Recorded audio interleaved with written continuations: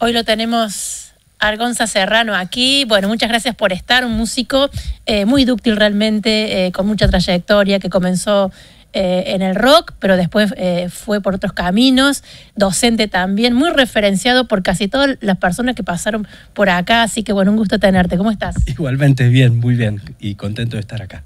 Y hola a todos. Bueno, Gonza, acá está el bajo que te acompaña hoy, pero ¿cuál fue el primer instrumento que llegó a tus manos? Mirá, de muy chiquito mi primer vínculo con la música fue el piano, que mi abuela era profe de piano y cada visita a los abuelos era, bueno, nada, en un momento yo me escapaba, abría el pianito y estaba horas tocando el piano. ¿A qué edad? Y 5, 6. Recién a los 10 años me mandaron a estudiar. Y ahí estudié un par de añitos. Viste que esa época era diferente, viste, a lo que hoy todos tienen acceso. Hoy las personas, jóvenes, adultos, tenemos mucho acceso a información con las redes. En aquel entonces era o estudiás con un disco de oreja o con algún profe. Y si el profe no te genera un vínculo amoroso con el instrumento, con la experiencia en sí, bueno, también está el riesgo que me pasó con varios instrumentos de que se me manque la vocación. No con la música siempre estuvo. Yo me acuerdo que de chico mi viejo me llevaba a la escuela y tenía un cassette, era una colección de jazz. Me acuerdo que en aquel entonces no sabía quién era, había un disco de Gillespie, un cassette de Gillespie, y estaba fascinado. Creo que lo gasté ese cassette, y tenía también, estaba en el primario. Y, ¿Dónde? ¿Dónde pasaste tu infancia? ¿Dónde naciste? Nací en Buenos Aires, en Capital. Barrio. Mi papá era médico, así que lo hicimos quedar mal en el barrio, mis hermanos y yo, siempre haciendo ruido y lío, éramos los hijos del doctor, que éramos unos lieros tremendos, por no usar otra palabra, y más con la música, porque tengo dos hermanos mayores, uno que es médico y el otro que fue músico mucho tiempo, de hecho sigue tocando, pero no profesionalmente. ¿Cuándo te diste cuenta que iba a ser gran parte de tu vida la música, que no iba a ser un hobby, que te ibas a dedicar de lleno? Y mira, a los 12 quise estudiar trompeta y no prosperó, calculo que por mis vecinos y mi familia no prosperó, era muy difícil conseguir un profe de trompeta. Después empecé con la guitarra y el bajo por decantación, digamos, ¿no? Y ahí yo ya sentí que eso me pertenecía. Ahí encontré dos instrumentos, tanto la guitarra como el bajo, que me dieron un vínculo permanente con la música. Y cuando fue el secundario, el mandato familiar era, yo creo que iba a ser ingeniero agrónomo. ¿Un médico? Sí, hice el bachillerato pedagógico, que en ese momento te recibías de maestro con ese título. Y cuando le dije a mi viejo, che, papá, me voy a dedicar a la música, fue como un quiebre importante, ¿eh? Fueron, no sé, como 3 meses de hola, ¿qué tal? Sin poca onda. Y bueno, pero yo lo sostuve desde la pasión, porque yo ya de chico, tendría 15, 16 años, yo ya tocaba con adultos. En ese momento tocaba bien, ¿viste? Era como que para la edad que tenía, era como que podía vincularme. Que eso es lo que me dio la música, ¿no? Y que estoy eternamente agradecido. Realmente los vínculos que establecí, profesionales y emocionales, a través de la música, fueron y son, aún hoy, todos maravillosos. ¿Y pudiste romper ese mandato? Sí. Demostrar sí. Costó, que era tu camino, ¿no? Sí, costó bastante. Recién cuando grabé mi primer disco, participé, que era jovencito, en esa época estamos hablando de vinilo, ¿no? Primero grabé con un músico de Alma y Vida, Mellino, era muy pichón. Y después ya con un grupo así de rock, que fuimos como medios conocidos, y ahí es como que ya vieron que iba en serio, ¿viste? Siempre hubo una primera etapa en que, obviamente, la pregunta es, ¿te dedicas a la música? ¿De qué trabajás? ¿Y qué más, no? Claro, sí, ¿y de qué trabajás? Y al principio sí, trabajaba de otras cosas, pero indefectiblemente mi espacio de realización personal siempre estaba. O sea, si bien no importa el trabajo que hagas, y en eso soy como un convencido, tu realización personal tiene que estar siempre.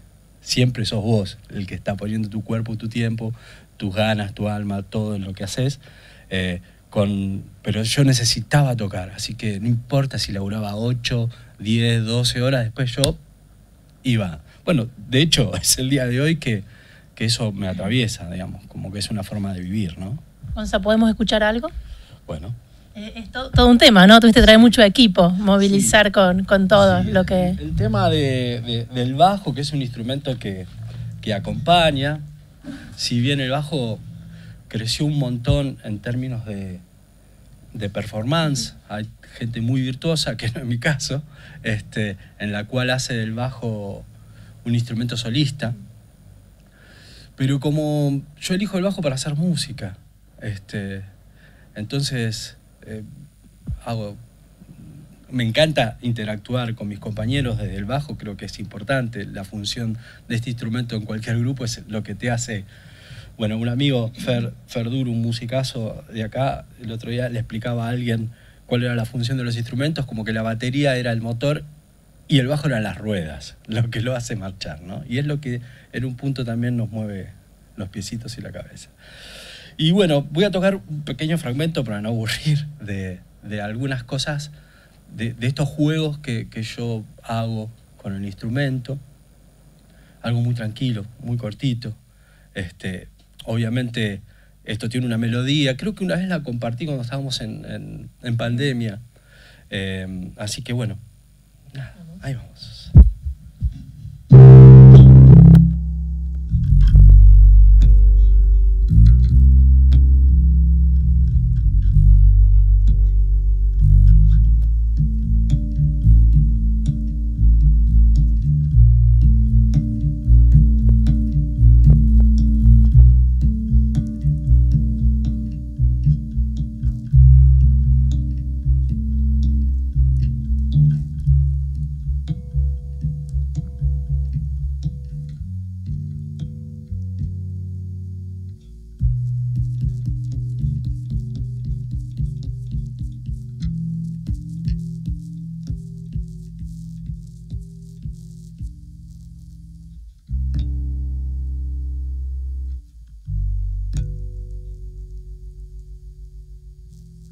Gonza, ¿cuánto hace que vivís en Villa General Belgrano? ¿Cómo fue ese gran cambio de vida? ¿Por qué?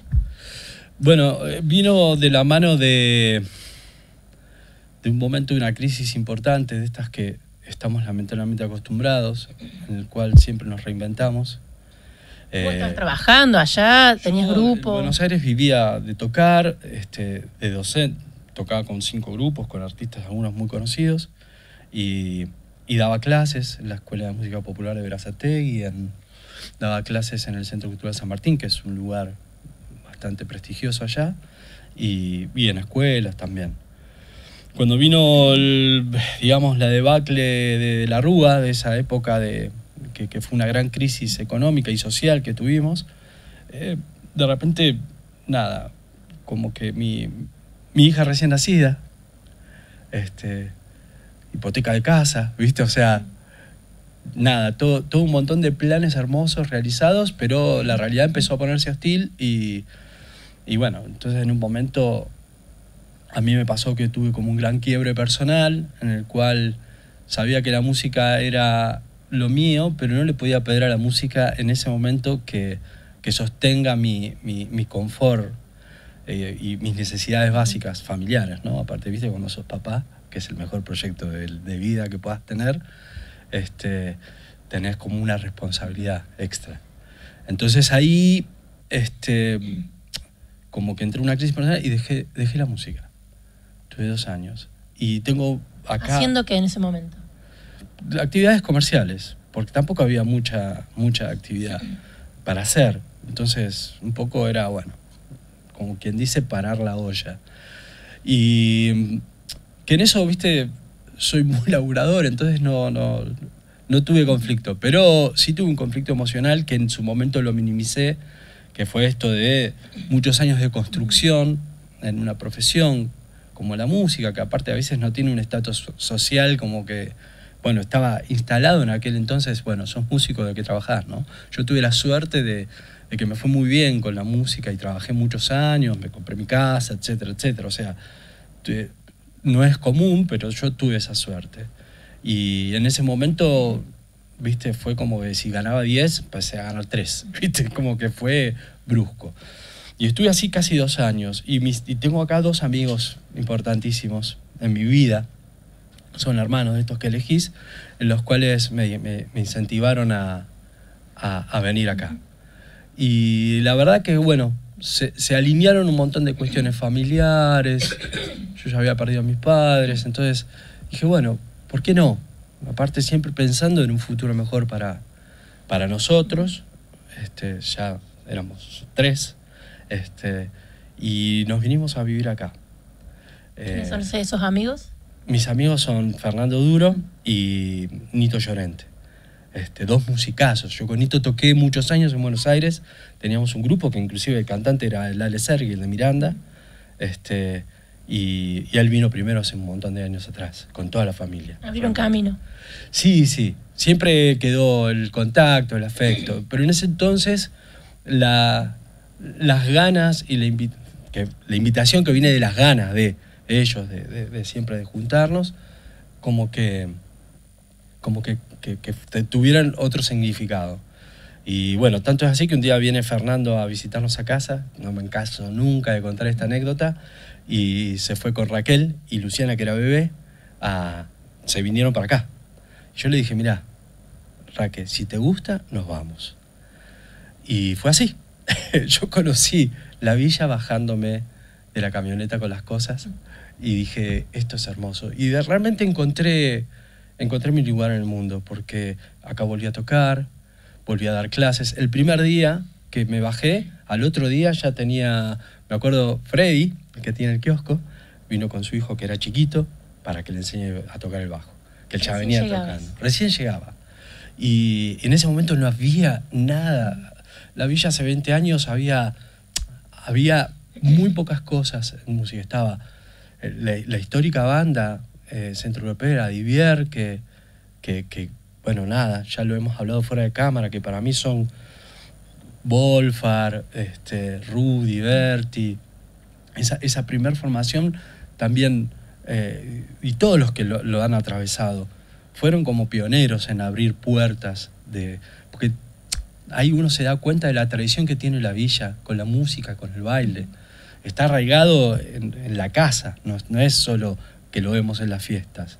Yo lo vivo hace 10 años que formo parte de un grupo de amigos y de músicos que se llaman la Loreley Orchester, y me sorprendí el primer día de ver la pasión que hay por la música y el baile. Que eso se replica en cualquier parte del mundo y en el estilo que toques. Vengas del rock, del jazz, no importa lo que toques. La pasión por la música está en todo, ¿viste? Es realmente un puente. Y ahí, bueno, vine acá y a los pocos... No tenía ni bajo, había vendido todo, fue fantástico. Mis amigos me regalaron un bajo y empecé a... De repente conocí a un personaje hermoso también que quiero un montón. Se llama Olaf Albrecht. Y Olaf me dice, che, me enteré que tocás, vamos a tocar jazz. Y empezamos a tocar jazz así, medio de prepo, gracias a él, en lo que era ahí en el Aeroclub había un restaurante, tocamos en varios lugares de acá. Y ahí empezamos con el rock. Pasa que no había movida de rock en aquel entonces.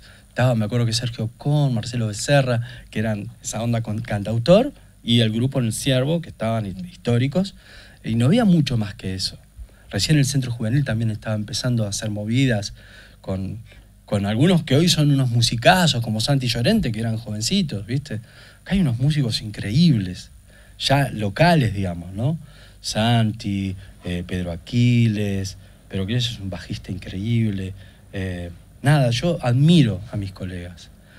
Fernando Rojas, que es mi compañero de grupo de hace casi 20 años, porque fue integrante de los grupos de rock en los que fui participando, y bueno, y es integrante hoy de la orquesta, ¿no? Nada, Mauricio Greco, hay increíbles músicos, bajistas, guitarristas, pianistas. Gonza, ¿algún sueño por cumplir? ¿Dentro de la música o dentro de la vida, algún proyecto? Y los sueños aparecen, viste que los sueños aparecen todos los días. Siempre, espero tener siempre sueños por cumplir, porque en realidad es como esa famosa frase que citó Galeano, que no le pertenece, viste, es como la utopía y el horizonte, que lo único que te hace es levantarte y andar. Yo creo que es eso, ¿no? Los sueños son las ganas de ponerte a hacer cosas. Gonza, gustazo tenerte. Nos despedimos con algún fragmento más de lo que desees. Bueno, voy a hacer un pequeño fragmento de una versión libre de un tema de los Beatles que a mí me encantó siempre. Vamos a pedirle al baterista que toque un poquito. Acá yo voy a salir un poquito. No, muchas gracias. Date. Un gusto.